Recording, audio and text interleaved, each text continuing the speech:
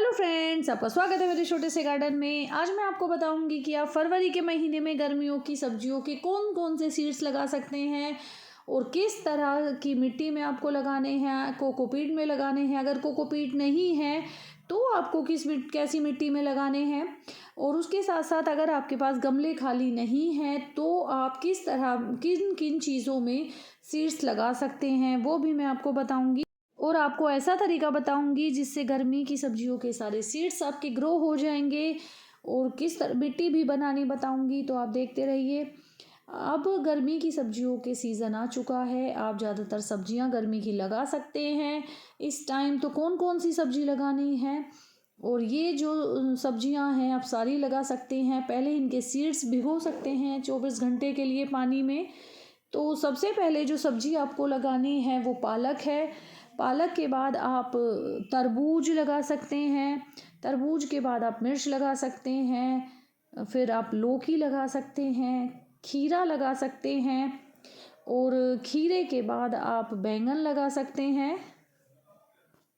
इसके बाद आप टमाटर भी लगा सकते हैं, मूली लगा सकते हैं, करेला लगा सकते हैं और पालक लगा सकते हैं, फ्रेंच बीन्स लगा सकते हैं, गोभी लगा सकते हैं। अभी भी टाइम है गोभी लगाने का। और इस टाइम आप खरबूजा लगा सकते हैं और भिंडी भी लगा सकते हैं। यानी कि ज़्यादातर सब्जियां, जितनी भी गर्मी की सब्जियां होती हैं, आप सारी लगा सकते हैं। ये सारे सीड्स आपको कैसी मिट्टी में लगाने हैं? सबसे अच्छी मिट्टी जो आप लगा सकते हैं जिसमें सारे आपके सीड्स ग्रो होने के पूरे चांसेस है वो है कोकोपीट और वर्मी कंपोस्ट। ये जो है ये कोकोपीट है और वर्मी कंपोस्ट है। यानी कि मैंने इसमें 80% कोकोपीट लिया है और 20% इसमें वर्मी कंपोस्ट लिया है। तो मेरे पास जितना कोकोपीट था मैंने सारा ले लिया। आप इस तरह के छोटे छोटे मटके ले सकते हैं जो गमले खाली हुए हैं सर्दी के फूलों से, तो वो भी आप उनमें आप सीड्स लगा सकते हैं। उसके बाद एक तरह की मिट्टी आप इस तरह से बना सकते हैं। 50% मिट्टी लेनी है और 50% राइस हस्क, दोनों को बराबर मात्रा में मिला लें। और मिलाने के बाद जो भी आपके पास गमले हैं या डब्बे हैं जो भी हैं उनमें भर दें और भरकर आप सीड्स लगा सकते हैं। तो जो भी चीज़ें मेरे पास थी मैंने सभी इस्तेमाल कर ली हैं और इस तरह की मिट्टी मैंने बनाई और अपने जो गमले हैं जो भी मेरे पास थे प्लांटर उनमें भर दी है। भरने के बाद मैं सबसे पहले तोरी के सीड्स लगाऊंगी। तो ये तोरी के सीड्स हैं।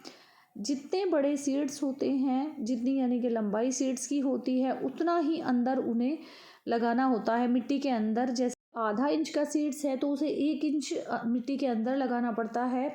उस तरह से मैंने उंगली से इसमें गड्ढे कर लिए हैं और गड्ढे करने के बाद मैंने सबसे पहले तोरी के सीड्स लगाए। ये खीरे के सीड्स हैं। ये आराम से इस तरह से आप रख दें और उसके ऊपर मिट्टी में इन्हें दबा दें, ये आसानी से ग्रो हो जाएंगे। तो बहुत आसान तरीका है। ये जो सारे सीड्स हैं आप पानी में भिगो सकते हैं, पानी में भिगोकर भी लगा सकते हैं, लेकिन आप देख सकते हैं मैंने पानी में नहीं भिगोए हैं। और उंगली से मैंने 1 इंच का गड्ढा किया है। मैंने लौकी के सीड्स को लिटा कर रख दिया है। अगर हम उसे नीचे सीधा गाड़ते हैं तो अगर आपको ये नहीं पता है कि ऊपर का हिस्सा कौन सा है, नीचे का हिस्सा कौन सा है, तो आप इसे लिटा कर रख दीजिए, अच्छे से आपके सीड्स ग्रो हो जाएंगे। तो मैं ज़्यादातर सीड्स ऐसे लिटा कर रख देती हूँ तो सारे सीड्स अच्छे से ग्रो हो जाते हैं। तो उसके बाद मैंने तरबूज के सीड्स लगाए और तरबूज के सीड्स भी इसी तरह से आराम से ग्रो हो जाते हैं। और ये इस तरह के सीड्स होते हैं। आप 24 घंटे के लिए पानी में भिगो भी सकते हैं इन्हें, और नहीं तो फिर आप ऐसे सीधे इन्हें ग्रो बैग में लगा सकते हैं। इसके साथ ही आप खरबूजे के सीड्स भी अभी लगा सकते हैं। उसके बाद मुझे भिंडी के सीड्स लगाने थे तो मैंने इस तरह की ट्रे ली और उसमें मिट्टी भर ली। उसके बाद मैंने आधा आधा इंच के होल किए, क्योंकि भिंडी के सीड्स छोटे होते हैं इसलिए आधा इंच की गहराई काफ़ी है। तो आधा इंच के होल करने के बाद एक एक भिंडी का सीड्स मैंने सारे होल में डाल दिया और उसके बाद ऊपर से इसमें मिट्टी मैंने भर दी, आप देख सकते हैं इस तरह से। और ये जो भिंडी के सीड्स हैं सारे मैंने इस ट्रे में लगा दिए। तो अब मैं आपको इसका रिज़ल्ट भी दिखाऊंगी कुछ दिनों बाद कैसे मेरे सीड्स जर्मिनेट हुए हैं। तो इस टाइम आप ये जो सारे सीड्स हैं आराम से लगा सकते हैं। कोकोपीट में लगाइए तो भी अच्छे से ग्रो हो जाएंगे। कोकोपीट नहीं है तो राइस हस्क और मिट्टी मिलाकर भी आप लगा सकते हैं, वो उससे भी मिट्टी भुरभुरी हो जाती है तो सीड्स अच्छे से ग्रो हो जाते हैं। उसके बाद आपको क्या करना है, इनमें अच्छे से पानी देना है। पानी आप इस तरह से दें, शावर की तरह से, कुछ भी चीज़ हो, डायरेक्ट अगर आप पानी डालेंगे पूरी स्पीड से तो सीड्स अच्छे से आपके इधर उधर हो जाएंगे और अच्छे से ग्रो नहीं होंगे। और जब पहली बार सीड्स लगाने के बाद आपको पानी देना है, पूरे अच्छे से पानी देना है, पूरा मिट्टी में नीचे निकल जाना चाहिए पानी, इस तरह से देना है।